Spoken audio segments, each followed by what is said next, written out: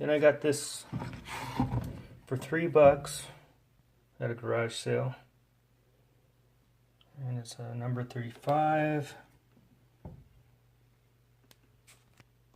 Looks like Babco. I have not come across one of these. I did a quick research on them. I think they're definitely collectible